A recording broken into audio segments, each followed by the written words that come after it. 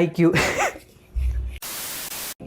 iQOO C6 Lite നിങ്ങളൊരു 15,000 റുപ്പീസിന് താഴെ ഗെയിമിങ്ങിന് വേണ്ടിയിട്ട് ഒരു 5G ഫോൺ നോക്കുന്നുണ്ട് എന്നുണ്ടെങ്കിൽ ഡെഫിനറ്റ്ലി നിങ്ങൾക്ക് പോകാൻ പറ്റുന്ന ഒരു ഓപ്ഷൻ ആണ് എന്ന് പറയുന്നു. സ്നാപ്ഡ്രാഗണിൻ്റെ ഏറ്റവും പുതിയ 4 Gen 1 8 Gen 1 നേരെ വെട്ടി പകുതിയാക്കി കുറച്ച് 4 Gen 1 പ്രോസർ ഇതിനകത്തുണ്ട് എന്നൊക്കെ പറയുന്നു. പക്ഷേ എനിക്ക് ഒരു ആകാംക്ഷ എന്ന് പറയുന്നത് പ്രതീക്ഷകളുടെ പെട്ടിയാണല്ലോ എപ്പോഴും iQOO. കാരണം തടിയൻ പെട്ടികൾ എപ്പോഴും വരുമ്പോൾ iQOOയുടെ ഉള്ളിൽ എത്ര വാട്ടിൻ്റെ ചാർജർ ആയിരിക്കും എന്നുള്ളൊരു തോന്നൽ കൊണ്ടായിരിക്കും ഞാനും അതേ തോന്നലിൽ ഒരു പെട്ടി തുറന്നു നോക്കി. പെട്ടിക്കകത്ത് iQOO ഫോൺസിൻ്റെ എല്ലാ പെട്ടിയിലും കാണുന്ന പോലെ കേസ് ഉണ്ടായി, ക്വിക്ക് സ്റ്റാർട്ട് ഗൈഡ് ഉണ്ടായി, വാറണ്ടി ഇൻഫർമേഷൻ ഉണ്ടായി, തൊട്ടടിയിലായിട്ട് ഫോൺ ഉണ്ടായി, മനോഹരമായ ഫോൺ.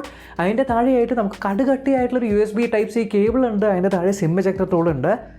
ചാർജർ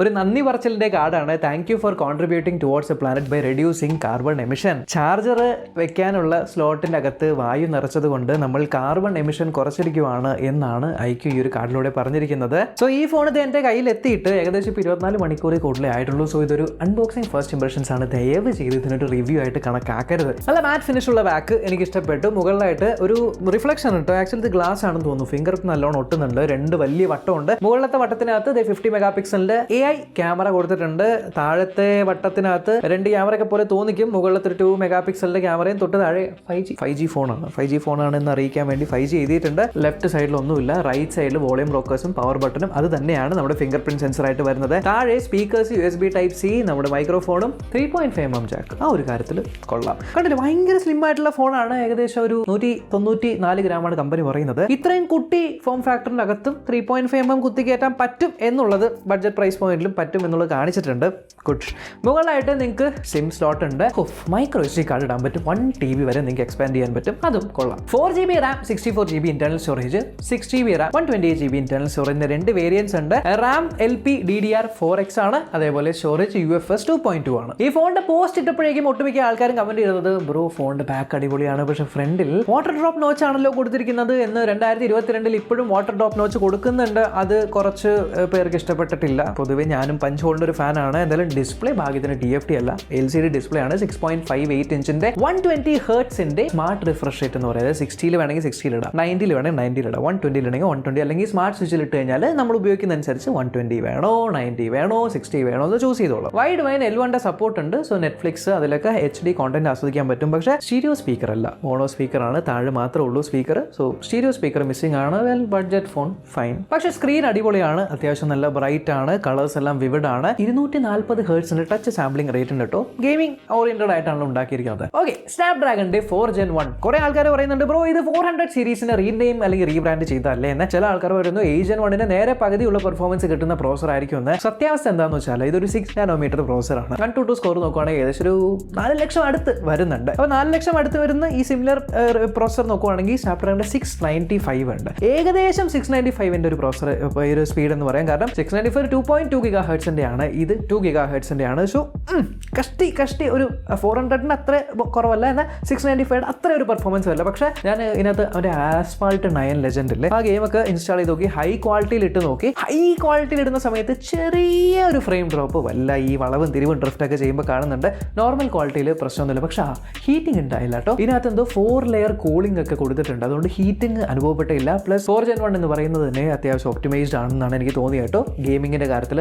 പിന്നെ iQOO ഫോൺസിൽ നിങ്ങൾക്ക് അറിയാലോ ഒരു ഗെയിം കൺട്രോൾ പാനൽ കിട്ടുന്നുണ്ട്. അപ്പോൾ അതുകൊണ്ട് തന്നെ ഗെയിമിങ്ങിന്റെ കാര്യത്തിൽ കൊള്ളാം. ഓക്കെ, ക്യാമറ ഡിപ്പാർട്ട്മെന്റ് ഞാൻ കുറച്ച് ഫോട്ടോസ് നിങ്ങൾക്ക് കാണിച്ചു തരാം കേട്ടോ. എനിക്ക് ജഡ്ജ് ചെയ്യാൻ ലേശം ബുദ്ധിമുട്ടാണ്. കാരണം വെച്ചാൽ ബഡ്ജറ്റ് പ്രൈസ് പോയിന്റ് ആണല്ലോ. അപ്പോൾ ചില ഓരോ ആൾക്കാരുടെ ഈ ഒരു ക്യാമറയുടെ എക്സ്പെക്ടേഷൻ പലതായിരിക്കും. ഒരു 15,000 ബിലോ വരുന്ന ഒരു ഫോണിൽ വേണ്ട ഒരു ക്യാമറ പെർഫോമൻസ് ആയിട്ടാണ് എനിക്ക് തോന്നിയത്.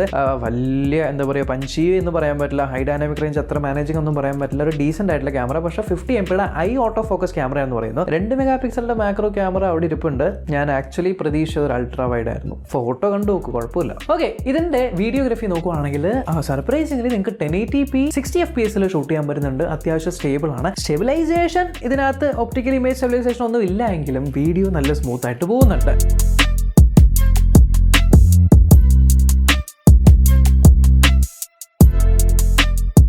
പക്ഷേ ഫ്രണ്ട് ക്യാമറ 8 മെഗാ പിക്സലാണ് ഇപ്രാവശ്യം കൊടുത്തിരിക്കുന്നത്. ആൻഡ് നോർമലി iQOO ഫോൺസിൽ സെൽഫീസ് അത്യാവശ്യം കൊള്ളാവുന്നതാണ്. കാരണം വിവോയുടെ ആ ഒരു സിഗ്നേച്ചർ വരുന്നുണ്ട്. സെൽഫി ഫോട്ടോസ് കൊള്ളാം. പക്ഷേ ഫ്രണ്ടിൽ വീഡിയോ നിങ്ങൾക്ക് 1080p 30 FPS എടുക്കാൻ പറ്റുന്നത്. സോ 60 FPS ഓപ്ഷൻ ഇല്ല. ബട്ട് ഈ ഒരു ബഡ്ജറ്റ് പ്രൈസ് പോയിന്റിൽ it's good. So iQOO Z6 ലൈറ്റിൻ്റെ ഫ്രണ്ട് ക്യാമറയിലൂടെ 1080p 30fps നിങ്ങളിപ്പോൾ വീഡിയോ കണ്ടുകൊണ്ടിരിക്കുന്നത്. ഓക്കെ, ഇനി software side fun touch OS ആണ് വന്നിരിക്കുന്നത്. ആൻഡ്രോയിഡ് 12 ബേസ് ചെയ്തിട്ടുള്ളത്. And out of the box അത്യാവശ്യം ബ്ലോട്ട് വെയേഴ്സ് ഓൾറെഡി ഉണ്ട്. iQOOയുടെ ആപ്ലിക്കേഷൻസും പിന്നെ കുറച്ച് എക്സ്ട്രാ ആപ്ലിക്കേഷൻസ് ഒക്കെ ഉണ്ട്. അതൊക്കെ നമുക്ക് റിമൂവ് ചെയ്ത് കളയാവുന്നതാണ്. അല്ലാത്ത പക്ഷം എനിക്ക് എന്താ പറയുക, അത്ര വലിയ പ്രശ്നമൊന്നും തോന്നിയില്ല. അത്യാവശ്യം സ്നാപ്പിയാണ്, സ്മൂത്ത് ആണ്, ഉപയോഗിക്കുന്ന സമയത്ത് വലിയ ലാഗും കാര്യങ്ങളൊന്നുമില്ല. മൊത്തത്തിൽ സോഫ്റ്റ്വെയർ ബ്ലോട്ട് വെയർ വെച്ച്. പക്ഷേ അപ്ഡേറ്റ്സിന്റെ കാര്യത്തിൽ എനിക്ക് അത്ര ഉറപ്പില്ല എത്ര കൊല്ലത്തെ അപ്ഡേറ്റ് ഒക്കെ കിട്ടുമെന്ന്. എന്തായാലും ഫിംഗർ പ്രിന്റ് സെൻസറൊക്കെ വളരെ ഫാസ്റ്റ് ആയിട്ട് വർക്ക് ചെയ്യുന്നുണ്ട്. Face ID is also okay. And ഇതിനകത്ത് നിങ്ങൾക്ക് എത്ര വാട്ടിന്റെ ചാർജിംഗ് ആണ് സപ്പോർട്ട് കിട്ടുന്നത് എന്ന് കണ്ടുപിടിക്കാൻ പറ്റുമോ? പെട്ടിക്കകത്ത് ചാർജർ ഇല്ല. ആക്ച്വലി 18 വാട്ടിന്റെ ഫാസ്റ്റ് ചാർജിംഗ് ആണ് കമ്പനി സപ്പോർട്ട് പറയുന്നത്. 5000 mAh ബാറ്ററി. സോ നിങ്ങളുടെ കയ്യിൽ 18 വാട്ടിന്റെ